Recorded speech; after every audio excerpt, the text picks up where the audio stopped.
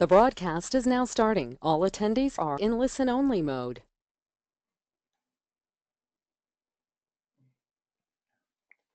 Hi everyone, welcome to tonight's webinar on male infertility.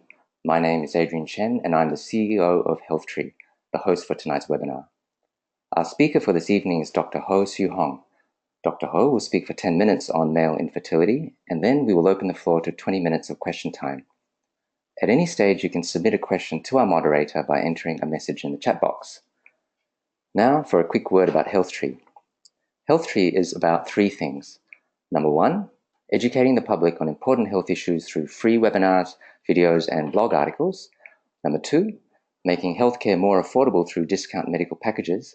And number three, our online store where you can buy pharmacy items and supplements at hard-to-beat prices. We've recently launched our website, www.healthtree.com.sg, so come visit us for better health and affordable healthcare. And now I'd like to introduce you to our speaker, Dr. Siew. Dr. Ho is a Singapore Specialist Accreditation Board certified urologist practicing at Gleneagles Hospital, Singapore. He has a Bachelor of Medicine and a Bachelor of Surgery from the National University of Singapore. He holds fellowships at the Royal College of Surgeons in Edinburgh, the Royal College of Surgeons in Glasgow, and the International College of Surgeons. He is also a Fellow of the Academy of Medicine in Singapore. Dr. Ho is active in research and teaching. He has given numerous presentations and published many papers in regional and international peer-reviewed journals. He is a clinical teacher and examiner for the National University of Singapore, Nanyang Polytechnic, and the Edith Cowan University of Western Australia. He has lectured and performed live surgical workshops in many countries in Asia and has trained many urologists from Indonesia, Myanmar, Philippines, and India. And now, without much further ado, I'll hand you over to Dr. Siew.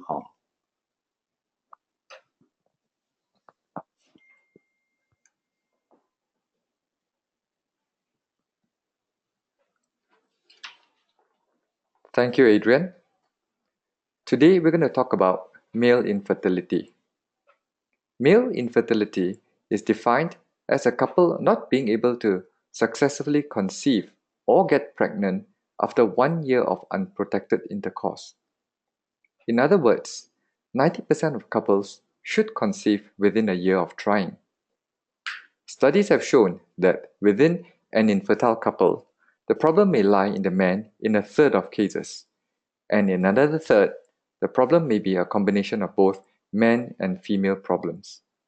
Hence, the importance of the male factor cannot be downplayed in the management of infertility. The first and most basic test that a suspected infertile man should undergo is the sperm analysis test. A sample of ejaculated semen is collected in a bottle and analyzed in the laboratory under a microscope. The sperm sample should be collected after a period of at least 5 days of abstinence from ejaculation. It should be delivered within an hour from home to the laboratory. Sperm or semen analysis looks at many parameters. The concentration or quantity of sperm is one of the most important parameters. A normal man should be able to produce at least 15 million sperm per mil of ejaculation. The quality of sperm is assessed on the ability of the sperm to swim, as well as the shape of the sperm. Ability to swim or motility is considered normal if at least 30% of the sperm is seen to swim actively under the microscope. A normal-looking sperm has the shape of a tadpole. A sperm analysis is considered normal if at least 4% of the total amount of sperm is normal-shaped. Only the normal-shaped and actively swimming sperm are useful for fertilization of the female egg.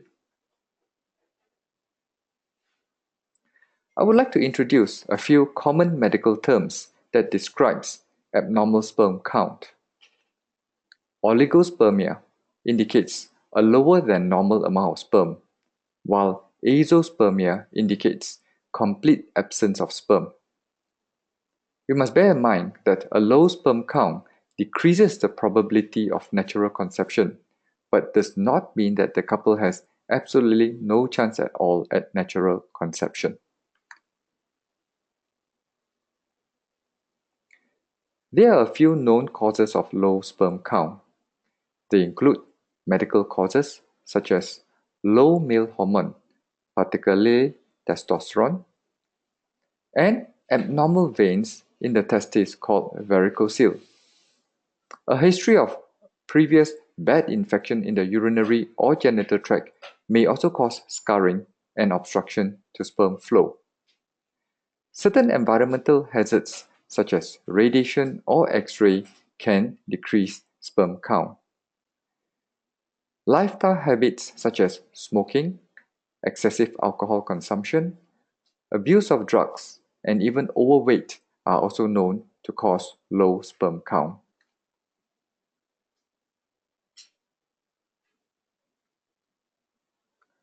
Following an abnormal sperm test, the man will be further evaluated with blood tests for the male hormone testosterone. Ultrasound scan of the testis will also be performed to assess the size of the testis and possible presence of any abnormal veins called varicocele. As listed, there are many other tests available, but the range and complexity of these tests would vary between individuals. Upon identifying the possible causes of low sperm counts, then we look at what are some of the treatment options available. Treatment option includes correction of lifestyle, correction of habits such as smoking, alcohol intake, drugs, or even weight reduction. Specific conditions such as hormonal problems may be addressed by hormonal therapy, while varicocele can be corrected by a simple surgery. In some men, some of these measures may not be effective, and methods of assisted reproduction technology or test tube baby is then offered in this more difficult and complex situation. Azoospermia, or complete absence of sperm, does not mean that a couple has no chance for conception at all. In obstructive azoospermia, the obstruction can be overcome by surgery or a direct harvest of the sperm from the testis. These harvested sperm can then be used with the assisted reproduction technology. Even in cases of non-obstructive azoospermia, where the testes are not able to produce good quality sperm, microsurgical techniques can be used to harvest the smallest amount of sperm directly from testes so that they can be used in assisted reproduction technology.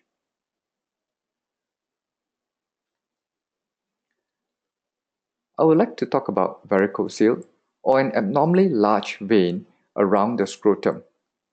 It may be present in up to 10% of normal males. However, if it's present in an infertile couple, correction of these veins can improve both sperm quantity as well as sperm quality. These large veins cause an increase in pressure and temperature within the testis, where sperm is produced. Correction of these factors improve sperm production. A varicocele is usually diagnosed either by a physical examination of the scrotum or, more accurately, by an ultrasound examination of the testis. Varicoceles can be corrected by a simple keyhole or laparoscopy surgery. 3 small cuts measuring each 5 mm are made on the abdomen, and the abnormal veins are located, tied, and divided.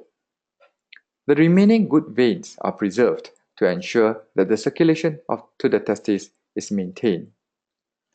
Very recent studies have suggested that correction of varicocele may also preserve the hormone function capability of the testes in the later stage of life.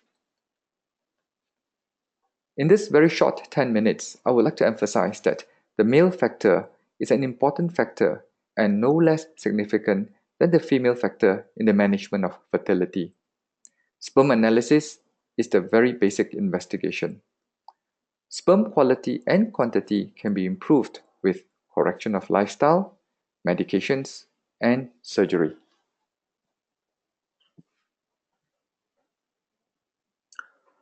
Well, thank you, Dr. Ho. I'd now like to open up the floor to questions. So do we have any questions from the audience? No questions at all? Okay, so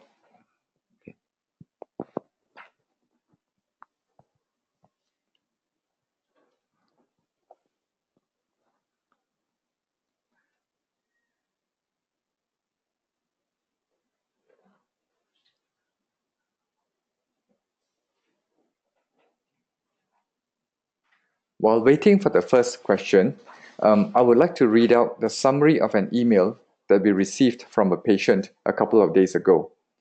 This particular patient had concerns because he felt a lump in his testicle, which is separate from the testis.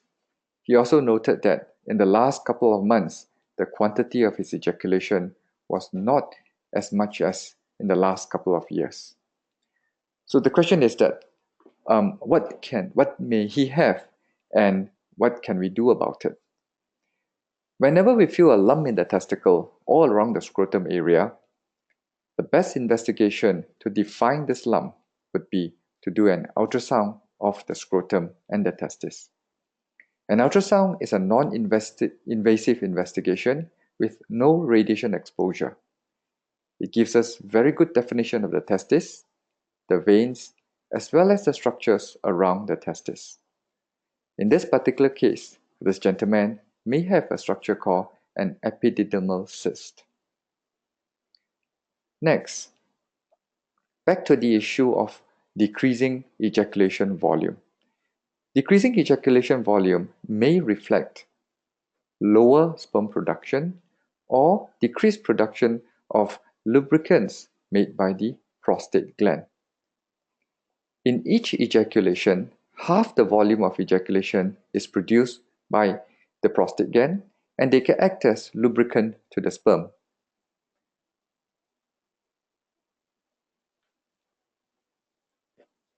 Decrease in these lubricants from the prostate may come with age. Certain medications, such as medications to shrink down the size of the prostate, may also decrease the amount of lubricant produced, giving the person an overall impression that the total amount of ejaculation is less than before. I would like to now open the floor to any further questions.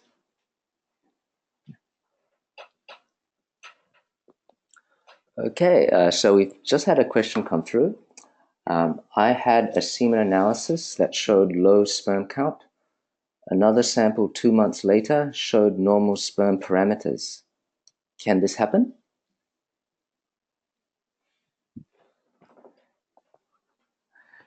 Yes, this is not an uncommon occurrence. Semen analysis or sperm analysis can be extremely variable. In fact, it is our standard practice to advise our patients that if you do get a sperm analysis that's abnormal this time, you should wait for at least a couple of weeks and repeat the sperm analysis before coming to a conclusion that whether it's normal or not normal. So, a little variation in sperm analysis is very, very acceptable.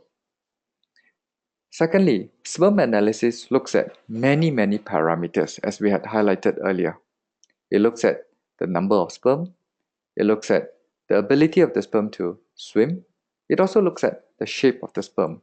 And these parameters are investigated under a very tight criteria. And sometimes labeling of a particular criteria may vary between from one laboratory to another laboratory.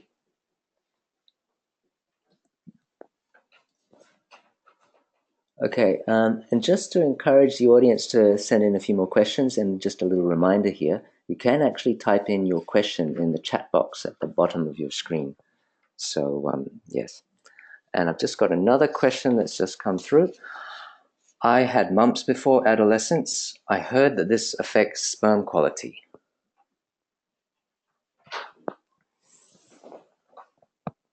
Yes, this is another common question we get from our younger patients. Mumps, up to a few years ago, may have been pretty common in Singapore. Of course, now the incidence of mumps is much less because of the vaccination program. Mumps per se is a viral infection of a parotid gland, which is a salivary gland located in the neck. And typically, it causes swelling around the neck, fever, and discomfort around the neck. This particular virus, in a small incidence, may travel within the bloodstream from the salivary gland into the testis. And this is what we call mumorchitis, or mumps-related infection of the testis. It is considered one of the complications of mumps infection. In this situation, where there is a complication of mumorchitis, then the sperm production capability of the testis may be impaired, and sperm production may be reduced by even up to 90%. Hence, the diagnosis of mumps with a complication of mumorchitis must be then highlighted to a specialist and treated immediately at that point. Management of these complications many years down the road may be difficult, as the function of the testis may have been impaired and the testis may have been scarred by the earlier infection. And actually, I've got a question here from myself. Yeah. So I'm 46 years old. So in terms of my fertility, how much time do I got left? Well, we used to believe that there is no time limit for a man. And we used to believe that sperm quality for a man may not change very much as he gets older. As contrast to a lady, where we all know that egg quality does drop significantly from decade to the next decade. Latest study shows otherwise. We do know that sperm quality does drop very gradually every 10 years. So we do know that a 20-year-old man is certainly much more fertile and has much better sperm quality compared to a 40, 50, or 60-year-old man. Yeah. So time is still on your side, but I think you got to get working on it soon. Thank you, Dr. Ho. And another question came to mind. Yes. So underwear. Now, I've heard that if I wear Y-front underwear, like really close-fitting underwear, that's not good for the sperm. Is that right?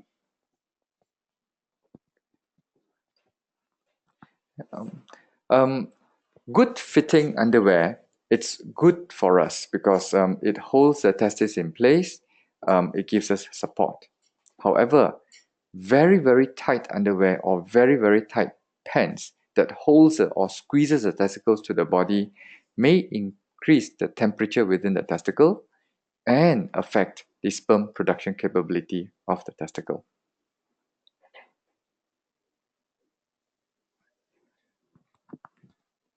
Okay, now another question here. How long should me and my wife try to have a baby before trying IUI or even IVF? What is your recommendation with regards to IUI or IVF? To answer this question, we have to break the problem down into two issues, the male issue and the female issue.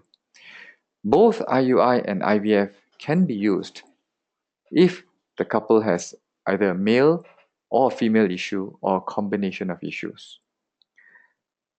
Today we're talking about male factors.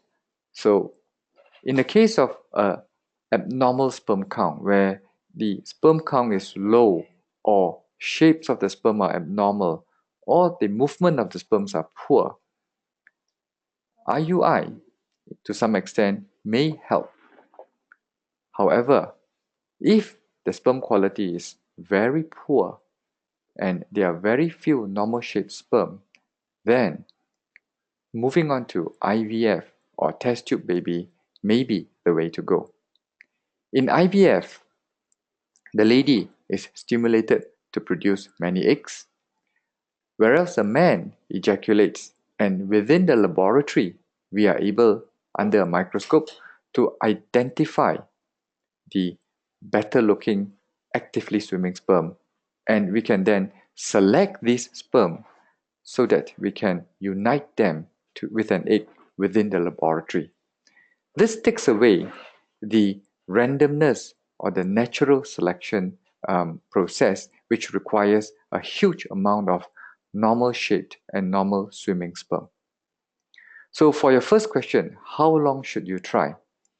If you have been trying on what we call a serious basis, which means you've been looking at the timing of your wife's ovulation and timing your intercourse according to her ovulation, then I would advise that you should try for at least 6 to 9 months before considering IUI or even IVF. Okay, now another question has come through. I have been married for 8 years and have difficulty having sex with my wife. What should I do?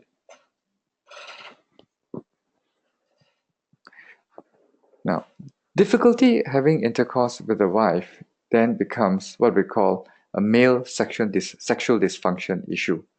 And male sexual dysfunction issues can be broken down into erectile dysfunction or premature ejaculation.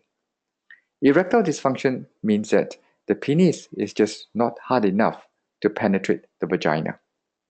Or upon penetration, but before ejaculation, the penis becomes soft and is not able then to proceed on to ejaculation. In these situations, there are several causes, and one of the common causes is medical conditions such as diabetes or high blood pressure. Correction of these medical problems may help in improving erection. If this fails, there are other simple erectile enhancing medications available in the market, where we call them the phosphodiesterase 5 inhibitors. A more popular medication along this line is called Viagra, Cialis, or Levitra, and this can be prescribed by a doctor to help erection.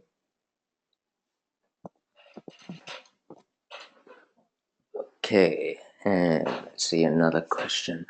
In my recent semen analysis, it was given as asthenoteratsu spermia. What does it mean?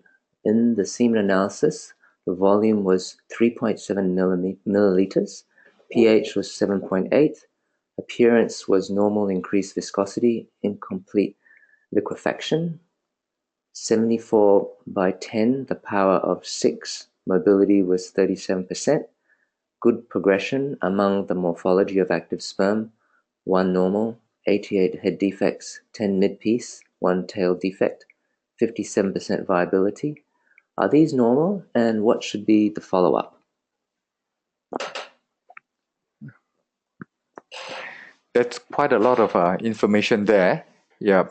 We'll start from the very beginning. That's a very long word. Asthenoteratozoospermia. Astheno means slow or poor swimmers. Terato means abnormal shaped sperm. So in this particular gentleman, the abnormality of the sperm analysis is identified as he has both poor swimming sperm as well as a large amount of abnormally shaped sperm. And as we know in the earlier lecture, the poor swimming sperms and the abnormal shaped sperms do not actually fertilize the egg. So he does have a significant fertility issue. Like what we emphasized earlier on, we don't look at just one sperm test. This particular sperm test may be abnormal, but we always encourage our patient to repeat the sperm test in 2 or 3 weeks' time to ensure that this is a persistent observation. If it is so, and looking at this data here, then this gentleman may need further evaluation. He will need a sperm analysis in a couple of weeks. He will need a blood test to look at the male hormones, testosterone, and he will need an ultrasound of the scrotum to ensure that there are no varicose within the testes. If these are present, and correction of these factors can improve both the motility and the shape of his sperm.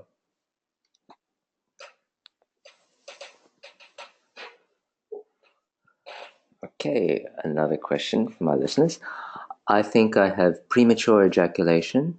I usually come before I could enjoy during masturbation. What should I do? Our main focus today is not premature ejaculation. We are talking about fertility, but I can give you a very brief answer on premature ejaculation, and perhaps you can have another session on premature ejaculation the next time round.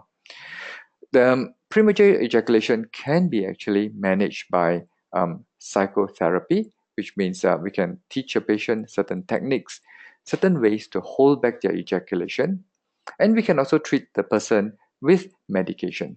We can prescribe him a medication that is to be taken an hour before intercourse, and this can decrease the sensation of the head of the penis and allow the person to hold back his ejaculation till sexual gratification is achieved.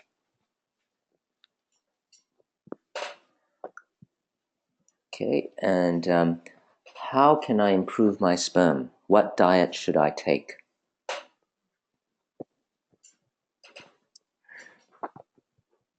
There are different data available on the dietary influence on sperm quality.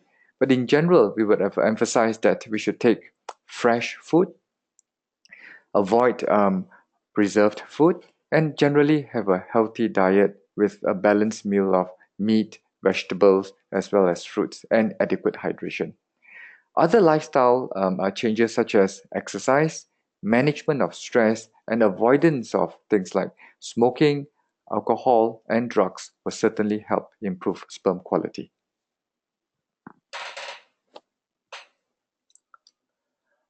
Another question. I have pain whenever I ejaculate. Is this normal?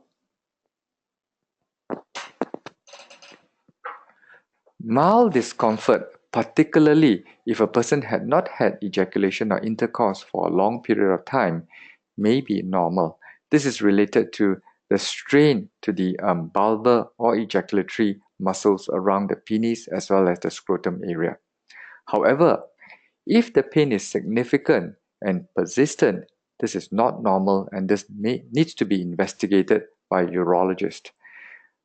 Possible causes could be a silent or a mild infection within the prostate or the urinary tract, and this may get better with the course of antibiotic therapy. And now we're just taking one last question for our webinar, which is, does antidepressants contribute to the problem I mentioned earlier? So that was a couple of questions ago.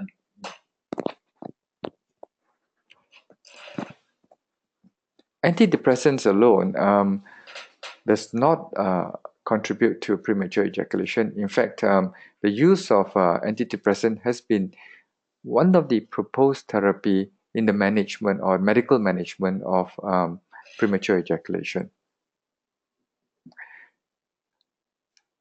Well, we have also another question that does treatment with medications such as antidepressants or other drugs affect the quality of sperm in a sperm analysis? The answer is yes. You should discuss with your doctor and give a list of all the medications that you are taking to your doctor, and he would advise you whether should you stop a particular set of medications or not before doing a sperm analysis. Certain drugs, such as strong immunosuppressant medical therapy or even drugs with chemotherapy properties, will certainly depress the quality and quantity of sperm. And how about asthma?